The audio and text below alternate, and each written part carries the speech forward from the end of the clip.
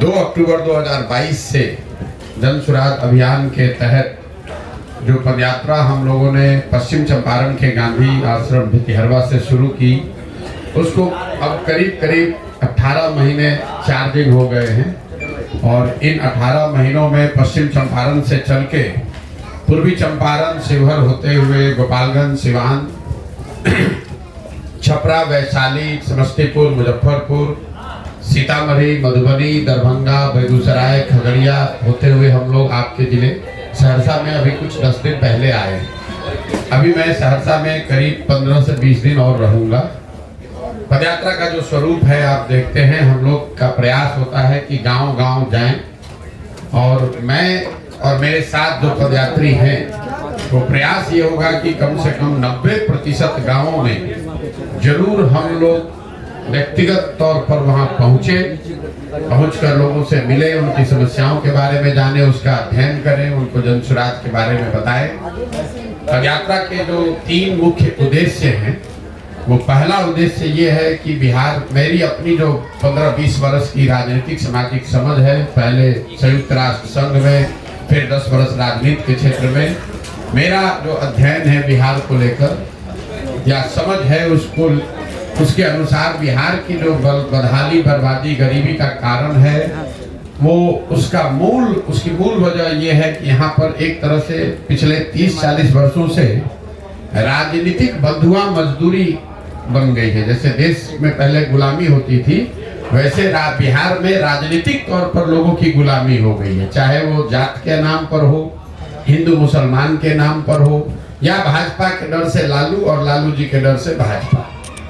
तो ये जो समस्या है, हम लोग बात करते हैं कि बिहार में सड़क नहीं है, पढ़ाई नहीं है, रोजगार नहीं है, गरीबी है, पलायन है, ये सारी बातें लोगों को पहले से पता है। हम लोग तो आकर एक दिन देखते हैं, नेता लोग आकर उस पर चर्चा कर सकता है, पत्रकार उस पर लिख सकता है, लेकिन जो लोग इस जीवन को जी रहे हैं उनके लिए तो डेली का काम है।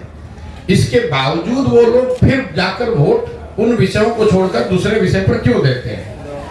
तो उसकी ये 4 वजह मुझे जो समझ में आई है कि लोग यहाँ पर अपनी समस्याओं से जूझते हैं, परेशान हैं, लेकिन जब वोट का वक्त आता है तो वोट यहाँ पर मुख्यतः 4 विषय पर लोग दे रहे हैं। पहला, अपनी जाति के आधार पे। दूसरा, जो जाति से बचा वो धर्म के आधार पर। ये मानना कि सिर्फ बिहार में हर व्यक्ति जाति पर वोट दे रहा है, ये भी बिल्कुल सिरे से इसको मैं खारिज करता हूँ। और इसका उदाहरण भी मैं हमेशा देता हूं कि अगर हर व्यक्ति बिहार में जाति के नाम पर ही वोट दे रहा है तो नरेंद्र मोदी जी को वोट बिहार में दे कौन रहा है? उनके जाति का तो बिहार में आदमी नहीं रहता है। तो ये दिखाता है कि हर व्यक्ति जाति के नाम पर वोट नहीं दे रहा है। जो व्यक्ति जाति के नाम पर वोट नहीं दे रहा है वो हिंदू मुसलमान विचारधारा, राष्ट्रवाद के नाम पर वोट दे रहा है। लेकिन इन दोनों के बाद भी करीब आधी बिहार की जनता 2 विषयों पर वोट कर रही है। वो है लालू जी के डर से भाजपा, जिसको आप कह सकते हैं विकल्प के अभाव में। भाजपा को दे नहीं सकता इसलिए लालू जी को दे रहा है, लालू जी को नहीं दे सकता इसलिए भाजपा को दे रहा है। इन चारों चीज को अगर आप जोड़ दें तो आपको बिहार में 2/3 से ज्यादा जो वोट पड़ता है वो इन्हीं 4 वजहों से वोट पड़ रहा है। तो पदयात्रा का पहला उद्देश्य यही है कि गांव-गांव जाकर लोगों को ये बताया जाए कि आप चाहे जीवन भर अपनी समस्याओं के बारे में चर्चा कर लें, जब तक आप इनसे अलग हटकर अपने और अपने बच्चों के भविष्य के लिए वोट नहीं करेंगे, तब तक आपका भला होने वाला नहीं है। वोट आपको जिसको करना है कीजिए। इस पूरे पदयात्रा के दौरान मैं ये नहीं कह रहा हूँ कि वोट किसको कीजिए, मैं ये कह रहा हूँ कि आप वोट किस बात के लिए कीजिए। अगर आपको मोदी जी को वोट करना है, मोदी को करो, लालू को करना है, लालू को करो, लेकिन वोट अपने और अपने बच्चों के लिए करो। ये पदयात्रा का पहला उद्देश्य है, गांव-गांव जाकर बताना। दूसरा उद्देश्य ये है कि लोग जो मजबूरी में वोट कर रहे हैं, विकल्प के अभाव में, जिनको समझ है कि हमको जाति के आधार पर नहीं, धर्म के आधार पर नहीं वोट करना है, लेकिन उसके पास विकल्प नहीं है, तो वो विकल्प के अभाव में वोट न करना पड़े, इसके लिए लोगों को हम ये बता रहे हैं कि आप साथ में आइए और आप मिलकर एक नया दल बनाइए। कई लोगों को ये लगता है मेरे नजरिए से कि पहले नेताओं की, दलों की मदद करते थे, अब बिहार में ये क्या नया काम कर रहे हैं। तो मैं आपके जरिए से आपको और आपके दर्शकों को, बिहार की जनता को बताना चाह रहा हूँ कि मैं नया काम कुछ नहीं कर रहा हूँ। जो काम हम पहले कर रहे थे वही काम कर रहे हैं। पहले मैं नेताओं को, दलों को सुझाव देता था कि किस तरीके से अपने संगठन को, दल को व्यवस्थित कीजिए, कैसे आप किन मुद्दों को लेकर जनता के बीच में जाइए, कैसे प्रचार प्रसार कीजिए, कैसे चुनाव लड़िए, जीतिए। वही काम हम आज कर रहे हैं। फर्क बस इतना है कि पहले दल और नेता के लिए कर रहे थे, अब बिहार के समाज के लिए कर रहे हैं। तो पदयात्रा का दूसरा उद्देश्य है कि लोगों को, समाज को बताया जाए, और जो लोग राजनीतिक तौर पर जागरूक हैं, नया दल, नया व्यवस्था बनाना चाहते हैं, उनको संगठित करके उनकी मदद की जाए ताकि बिहार में एक नया दल, नया विकल्प बन सके। और तीसरा पदयात्रा का जो उद्देश्य है कि अगर लोग सही तरीके से वोट कर भी दें, सही लोग चुनकर आ भी जाएं, तो भी बिहार तब तक नहीं सुधरेगा जब तक बिहार को सुधारने का एक नजरिया, एक प्लान, सोचा समझा विजन ना हो। तो इस पदयात्रा के दौरान एक लक्ष्य ये है कि बिहार के 8,500 पंचायतों का जमीन पर अध्ययन करके, विशेषज्ञों की राय से, लोगों की सलाह से हर पंचायत का एक 10 वर्षीय योजना बनाया जाए, ताकि लोग ये देख सके वोट करने से पहले कि उनके पंचायत को अगले 10 वर्ष में विकसित बनाने के लिए जन सुराज के पास क्या योजना है, क्या प्लान है। उस योजना को बनाकर पहले जारी करेंगे, लोग उसको देख पाएंगे, पढ़ पाएंगे, उनको ठीक लगेगा तो जुड़िए, ना ठीक लगे तो कोई बात नहीं है। तो पदयात्रा में जो इतना लंबा समय लग रहा है वो इसीलिए लग रहा है कि ये सिर्फ किलोमीटर चलने का मुद्दा नहीं है।